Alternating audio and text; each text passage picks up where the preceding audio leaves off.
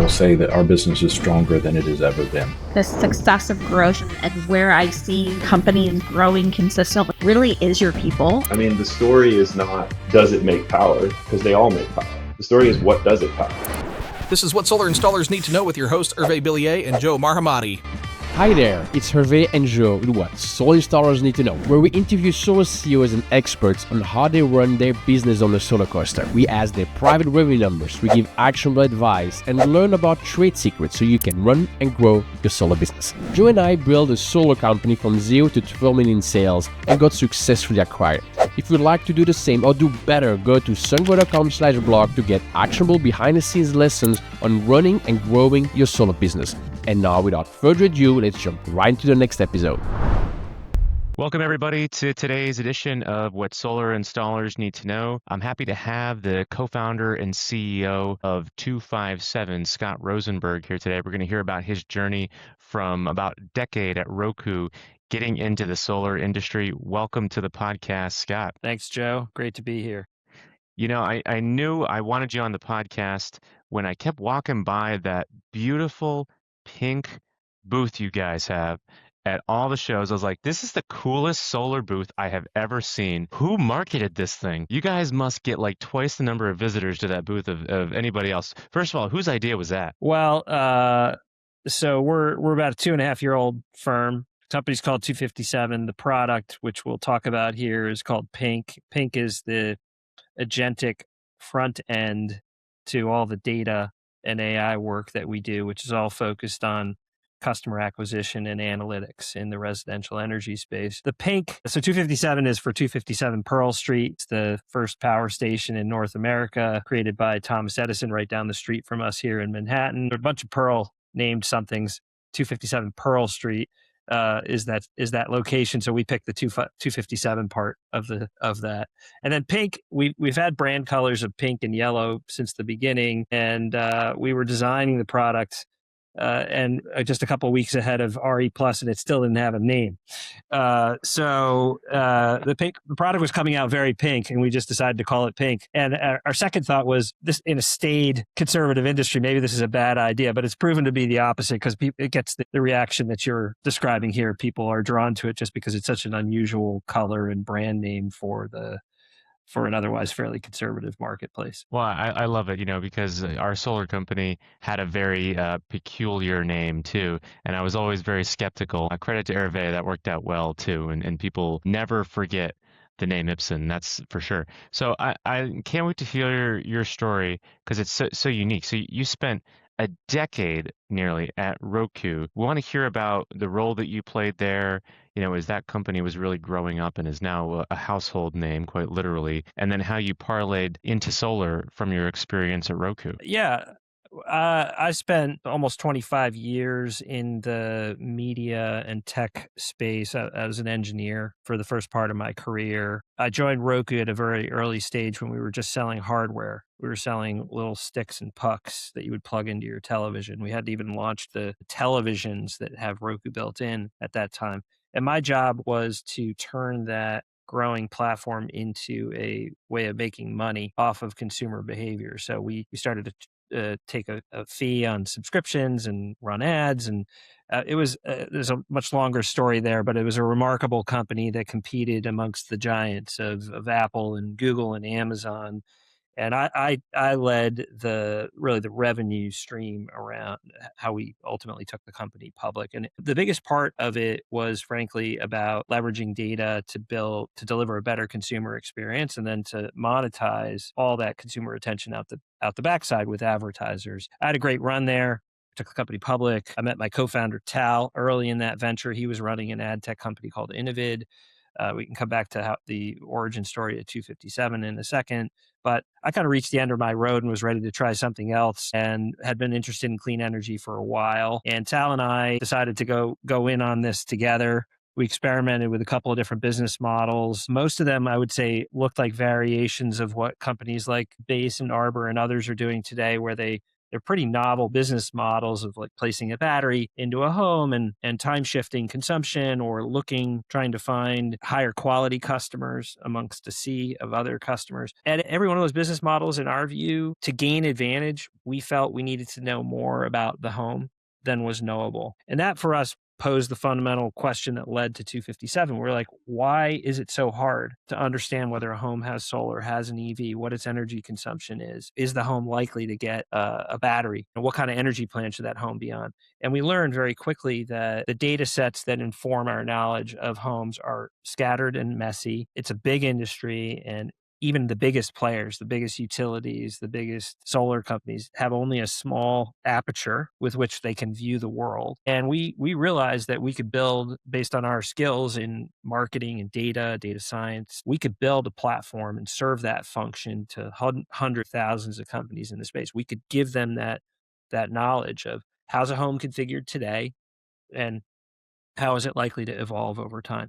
So that was really the genesis of 257, was to play that role in the solar, HVAC, retail electric utility markets. So if I was still a solar installer and, this platform existed and you guys started just about the time we sold our business, was 2 years ago today, we sold our solar business, I would think, oh my God, this is amazing. These guys have all the data. We're just going to put all of our marketing budget into this, and we're going to run ads, and we're going to optimize it, and we're going to have a pretty consistent cost of acquisition, and then we're just going to scale it from there. Has that been your experience? Are you working with some of the smaller vertically integrated companies that want to scale but haven't had the resource like this to be able to do it?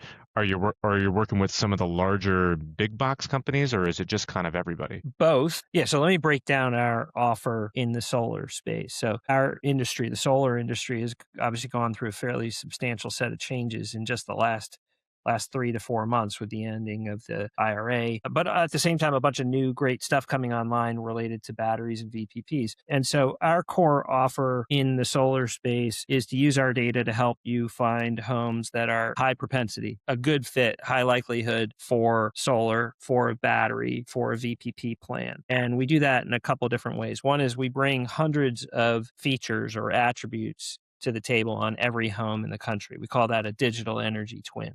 That's actually very hard to arrive at a coherent view of every home in the country, because of that underlying data set is a pretty bad mishmash of attributes, and you've got to clean it up, and there's features that are missing. So we bring a ton of data to the table, and then we run machine learning really for two different purposes. One is to clean up that view and arrive at an understanding of how the home's configured today. And the other much more important thing that we do, and I'll I'll apply it here specifically to solar, is we look at everybody who's already adopted solar, already has a battery, already has an EV, and we build effectively lookalike models. We say, well, what homes look just like today's solar homes? Not just like the building attributes, but the people in the home and where those homes are, what utility they're plugged into. What homes look just like today's solar homes, but for the fact that they've not yet gotten solar? And we call that a solar propensity model. We do it for batteries. We do it for solar plus batteries. We do it for generators. We do it for heat pumps. So because we're looking at every home in the country, we're aware of 4 or 5 million current solar homes, 500,000, 750,000 current battery homes, millions of EV homes, 20 million heat pump homes. And that is the seed from which we then train this lookalike model that we can then apply to every other home in the country. The way that plays out for an installer is we could put a pin on every home in your service territory that scores very highly on that propensity score. And that's ultimately where, whether you're, to your other question, Joe, whether you're a small regional installer or a big national vertically integrated player, you come to us and the first thing you take off the shelf is that propensity score. And then you might apply other filters on it. Maybe you're chasing California SGIP incentive dollars, or maybe you're chasing a utilities VPP incentive program, or maybe there's an income qualification, or maybe you have other things you've learned that you want to further constrain the targeting with. But the first thing you start with is that machine learning, that AI driven propensity model that's core to what we do. So if you've got an installer that's kind of let's just say 1,500 to 2,500 cost of acquisition right now, which is kind of Yeah. the sweet spot of what I've seen. Some of the bigger guys are 5,000, and some of the referral-based businesses I've seen are $500. But let's say you're in that $1,500 to $2,500 cost of acquisition. What could an installer expect to see in terms of their reduced cost of acquisition by having access now to all this data? Because I can imagine if you can send mailers and paid ads to folks that just got an electric vehicle or just got an electrical upgrade or are the types of people who would be the highest propensity to go solar, you could significantly reduce your cost of acquisition. Yeah, that's a great layup. I appreciate you saying it like that. Those are exactly the numbers that we see as well, by the way, is 1,500, $2,000, 2.5, sometimes, as you say, more. And of course, all those costs are just like, flowing right through to the consumer. And all of us in our industry, especially with the loss of federal rebates, need to be thinking about how to do acquisition more cost effectively. And if I could deliver an install with less soft cost than my competitor and put you in a 9 kilowatt system at 20% less than my competitor, I'm going to win that all day long. So that is exactly how we goal ourselves. We look to deliver a minimum of a 25% reduction in customer acquisition costs. So we want to take that $2,000 acquisition cost, like what you'd spend on Meta and on Google in direct mail, and we want to knock it down to say $1,500. And we're such strong believers in the role that data and AI can play in helping you precision target and personalize your outreach to a consumer, that we have a business model where we only get paid on an outcomes basis. So we typically get paid a fixed fee on an appointment set or a sale, and not before. And you can use our platform to your heart's content for analysis, insights, building, targeting, whatever. You still only pay us when we actually deliver an appointment set or a sale for you. It's amazing. I mean, the businesses that do performance-based pay are obviously the most impressive ones because they're putting their money where their mouth is. But if somebody's, maybe running Facebook ads today, running paid ads, and they're using lookalike audiences from Facebook, and maybe they say, hey, actually these guys, they have more data than you, they have more data than anybody, and they know who our target customer is. Why do we need to use you when Facebook has all the data of everybody in the world? What's the layer of value over and above what they might already be doing? Yeah. Well, first of all, it's good to not bet against Meta and Google. They do sit on enormous amounts of data, but it's also important to remember how they come into that data. What they know about you is based on the information you give them and the sites you visit and your searches. And that's very powerful data, but it's typically devoid of information about your home, importantly, like including some very basic stuff like, do you live in a single family home where you own your roof, right? Do you own other things like an EV that might suggest that you're a good candidate or thinking about electrification? Did you recently move? So those big platforms are exceptional, as you point out, at behavioral and interest-based targeting, but they really don't bring to the table knowledge about the physical structure you live in, the utility that you buy your energy from, and your other energy assets. And this is true also in our other categories like HVAC. Our typical HVAC client cares very deeply if you've got a furnace that's 15 years old or an end-of-life air conditioner, because that's the moment they want to be talking to you and building a relationship right before it fails. And you just cannot find that kind of intel on the big platforms. That's the role that we play. But importantly, it's not a Meta or 257 or Google or 257. The way our platform works is you build that target audience, high solar propensity homes, in the Dallas-Fort Worth metro area with a battery where they've had a recent power outage. And I'm just making that criteria up. When you build that audience, you can then deploy it into any marketing channel you use. So you can push that target, that list of people you want to go right out of our platform into your Meta account, into your Google account. You could send it to your favorite direct mail provider. And you then, as a marketer, can pick up that audience and use it and run an ad campaign on Meta using all the other tools that are amazing about Meta, Google, Snap, Trade Desk. I mean, we really do any digital platform out there. You use those tools just as you do today, with the only difference being that 257 has armed you with precision targeting that includes knowledge of the home. Okay, so I've got to ask you then, what's the number one predictor of going solar? Is it someone that just bought an EV? Is it somebody that just, went to a heat pump or had an electrical upgrade? What do you think is the number one predictor of somebody being ready to go solar? Well, I'll give you like a simplistic answer, and then I'll give you the fuller answer. So when we were first starting in this business 2 years ago, a lot of our early solar clients would say, "Well, I just help me find homes near other homes that have solar." And so we thought, well, we know where most solar homes are, and we have a lat long location, and we can actually measure how proximate any home in the country is to other solar homes. And so that's not actually the number one influencer on the machine learning model, but proximity to other solar homes actually proves to be quite important. Other forms of electrification are very influential. The type of home you live in, the utility you're plugged into, are also heavy factors. Of course, economics are a factor. Many of our clients now, of course, are coming to us, focused on who would qualify for a lease or a PPA, the TPO type system. And so economic factors come into the mix as well. The short answer with machine learning is it's never just one factor, and it's often not just singular factors, but factors in combination with each other that influence the predictive quality. That's the power of machine learning. Is we really, as humans, should not be in the business of saying, well, I want one of these and three of those and two of those, and setting weights on some rules-based targeting, like the old school way of marketing. The right way to do it is a machine learning approach where you say, what homes are proof positive that what homes in my sample already have solar?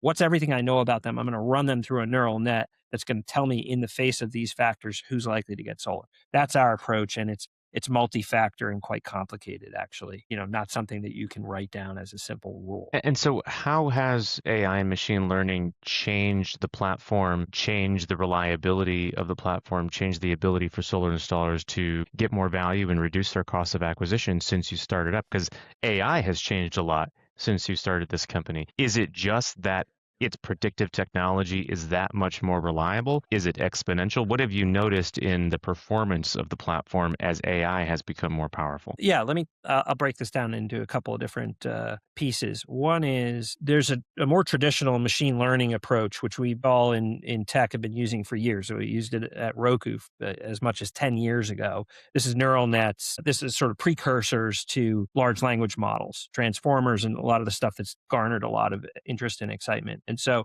we use that technology extensively. It's very efficient, well-known techniques, lots of tools out there. And it's part of how we wrangle huge data sets and render them down to this precise digital energy twin for every home. Now, the LLMs are powerful as well. So when you log in and create a free account on Pink, that's our product, pink.257.co, you're interacting with a front end where you could say, find me homes, in the Boston area that have had a recent power outage that don't have a generator or solar or a battery. You could write it literally like that, and an LLM helps translate that into like a query against our database. And so we're using LLM technologies there, and that's quite powerful. And then we use a lot of more LLM type technology on the back end because we have billions and billions of documents and often very complex information about a home. And we'll use some of those technologies, do a lot of tuning and adoption of them to help interpret what we're seeing about a home. The last factor that I'd put out there is just the requisite cloud infrastructure to run these technologies at scale and at low cost has changed very substantially over the last couple of years. And that just means that as a startup like us, raised a little under $10 million, we're about 12, 15 people, depending on how you count. Like our ability to operate at scale and go fast is remarkably accelerated by not just these technologies, but the availability of Google Cloud, AWS, other technologies that help you run on this at scale at low cost. And so what are some of the most creative, powerful ways that you've seen solar installers use the platform? Like, can you send a mailer to, 10,000 people where every single mailer is unique to their exact situation, or, hyper personalize every digital ad? How have you seen installers maximally leverage the power of your tool? Yeah. Well, first I'd say our top two platforms by far are Meta and direct mail. Now, because Google is an essential part of the mix for any solar installer, but that's typically LSA, search engine marketing. If somebody's out on the web in your market searching for solar, you need to be there. But in terms of pure new customer prospecting, our clients use a mix of, I would say, meta and direct mail first and foremost, and sometimes in combination with each other, because we build an audience once and you could use it and hit the same households with a meta ad and a direct mail ad. This is another one of the benefits of using us and building an audience independent of Meta and Google and these other platforms is it exists and then you can deploy it. But where you're going, I think, is the next frontier. You're alluding to it. So I just want to put a spotlight on your point around personalization. Personalizing direct mail is very expensive. That means you're asking the printer to print something unique to each household. But in digital, this is much more practical, much easier. And we have a handful of clients that are experimenting with semi-personalization. Maybe it's a neighborhood attribute or it's a categorical attribute. And we've had some clients ask about household level personalization. We have the data to empower them to do that. We don't do the creative, but we can help them not just target, but segment within who they target. And I think we'll start to see more of that going forward. Right now, the industry, in my opinion, is in a very primitive place. It's what I would call spray and pray marketing. And so there's so much efficiencies to be gained by using a platform like us, even if you don't change the creative yet. Just stop mailing people who already have solar, who don't own their home, who score at high propensity. There's so much, I say our stated goal is a 25% improvement, but we often achieve 40, 50% improvement just because we're pulling enormous efficiencies out and helping them get to households who are actually real candidates for the products they're selling. So when you look at your experience in TV and in Roku coming into clean energy, obviously you see this big, ripe, nascent industry that's just ripe for disruption and lower costs. But do you feel like there's one particular lesson from your previous life that, if just applied to this new industry, is going to bring the cost down and proliferate solar all over the place? Or do you see that there's something unique to solar that makes it uniquely difficult to have the same cost curve as some of these other industries? I love the question. So I'll answer it in two ways. One is, part of what brought me to this space is a belief that these are amazing products. I mean, solar is just an amazing product.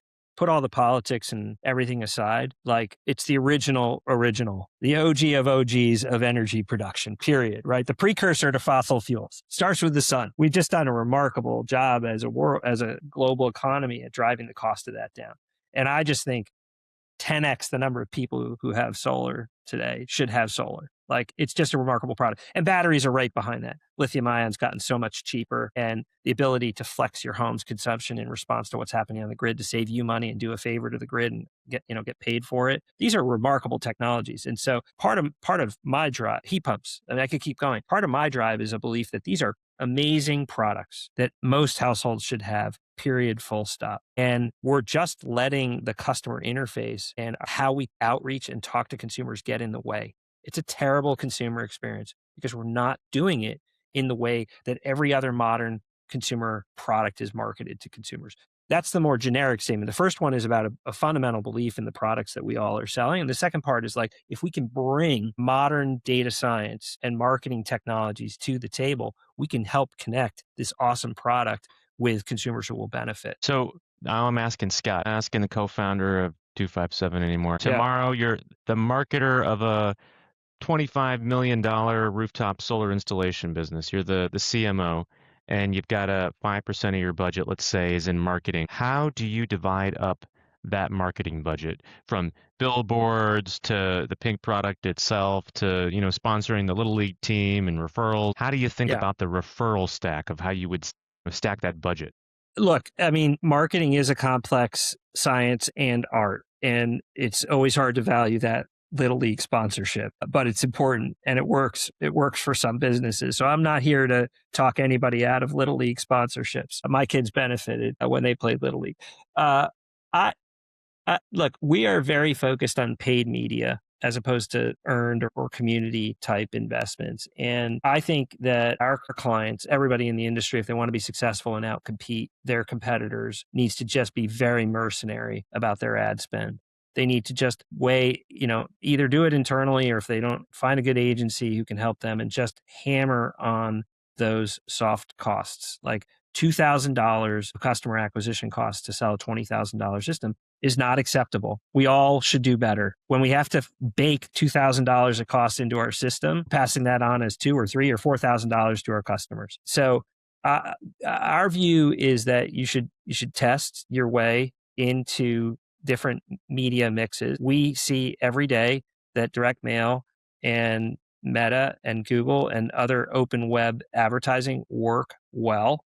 But you should be using a platform like 257 to both target and then on the back end to measure efficiency. And you should be ruthless about it. Really. I mean, we're ruthless about it. Like if we don't deliver performance advantages, we want you to fire us, because that's that's our job. So what are you seeing out there in the post Big Beautiful Bill world with the federal incentives gone, in terms of solar installers trying to adapt? Obviously, customer acquisition is what you and I are focused on, getting that cost down. But it's not the only cost that needs to come down. Obviously, there's hard costs, there's soft costs. And I see these debates online among folks in our industry and solar executives about, can we really get to $2 a watt in the US? Or is it just constructed such that that's not going to happen without a lot of other big changes that are out of our control, and that you need 250 plus a watt in order to pay your people appropriately and provide benefits and so forth and so on. So what are you seeing installers do out there to practically get the cost down over and above your platform? That's a good question, and I'll be careful here just because it's a little bit out of my league to speculate on what's going to happen to panel costs and labor. There are a couple of organizations, Tesla included, who've put out great cost stacks that I think are quite compelling about and where the squishiness is in that stack. In terms of the other part of your question, the tactics that we've seen play out that clients are bringing to us since the dissolution of the IRA are a couple fold. One is we have a bunch of solar service companies who want to go find people who've got solar systems that are older, or maybe they were installed by a company that's not around anymore, and they want to get in with a service contract. That's one. And they want that service contract sometimes as a loss leader, so they can then talk about upsizing that system if the home still has spare roof space and has brought home an EV or gotten a heat pump. We have clients who are prospecting to upsell a battery into a system that already has solar, but maybe it's in an area where there's growing costs or a new time of use plan or more outages. So we have battery cross-selling. And then we have a growing crop of battery VPP clients where they have another side of their business model where they're monetizing the install of a battery either at the ISO level, like in California, or at the utility level. They're feeding on incentives from, that can be monetized in ERCOT. Eversource in the Northeast has got some interesting programs where they'll incent you if you put a battery on a congested feeder line. We have a whole crop of clients coming to us looking to sell batteries into existing solar systems or sell batteries alone into homes where they can collect an incentive and share some of that incentive with the consumer. And some really persuasive programs where it's $0 or $500 up front for the equivalent of a power wall or 2 power walls, and then $50 a month thereafter. And then they're monetizing to the tune of thousands of dollars a year with the utility in a VPP programs. Those are I don't know, Joe, did I miss anything there? And based on your experience of other tactics that are in play, that's what we're seeing among our clientele. Yeah, I mean, I think that the industry is just starting to think about how it can innovate its way out of this problem. I mean, really falling off a cliff overnight, and it's only been a few months. But let's take off your CMO hat now. Now you're the chief AI officer. What would you be implementing in a solar business, creative uses of AI, of how solar businesses can become more operationally efficient? I love that question, and I also want to tie it back to Sunvoy and your business as well. So I think a couple fold. One is we do this as well as understand your current customers and leads. Like we can profile everybody you've ever served in the past, and there's enormous, especially if you have some scale, there's a lot to be learned from who you've sold to in the past. That's a first point. A second point, which I know is Sunvoy's focus, is we always like to say in marketing, the cheapest customer to acquire is the one you already have. So cross-selling services and upgrades to people you already know and have a relationship with is one of the best ways to monetize that intellectual property called your CRM.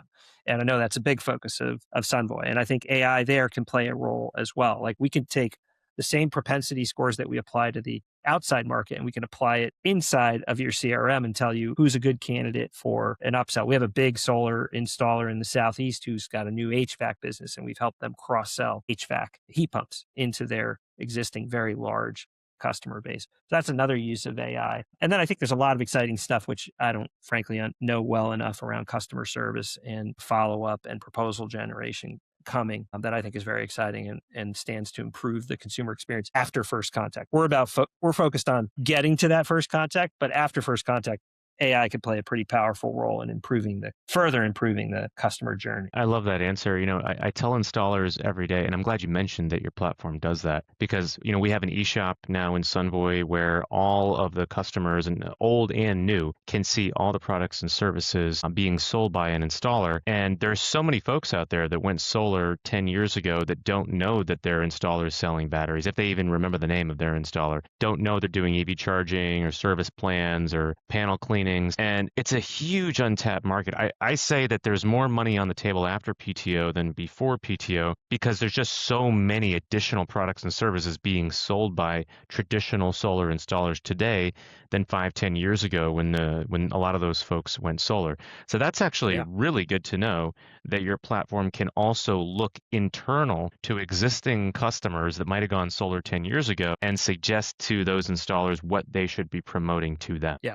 I love it. I think, there's a few tools out there in solar software that really have significant potential to reduce cost of acquisition, and that's what we need right now. Scott, where can people find you if they want to get a demo of the product or learn more? Where would they go? So the easiest thing you can do if you want to get to know us is to go to pink.257.co and create a free account, and you can tool around in the platform, see what we know about households and people in your service market. It's a fun way to get going. There's no cost. You can ask the tool, show me homes that would be a good fit for solar in my neighborhood. You can test out all these different theories that have had a recent power outage, that own EVs, and then have a call with us. We've got an account management team, and the best way to get started with us is really two things. One is we can profile your historic customers and leads.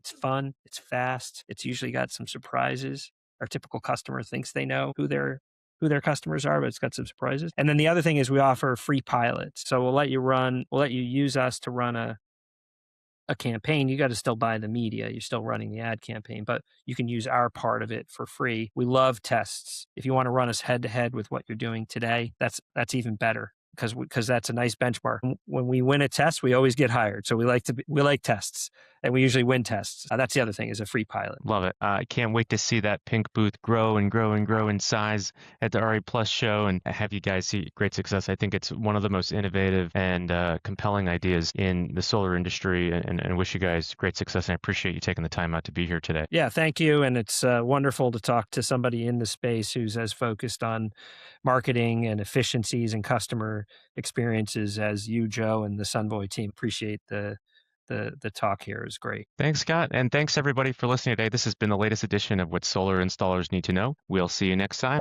If you'd like to do the same or do better, go to sunvoy.com/blog and get actionable behind the scenes lessons on running and growing your solar business.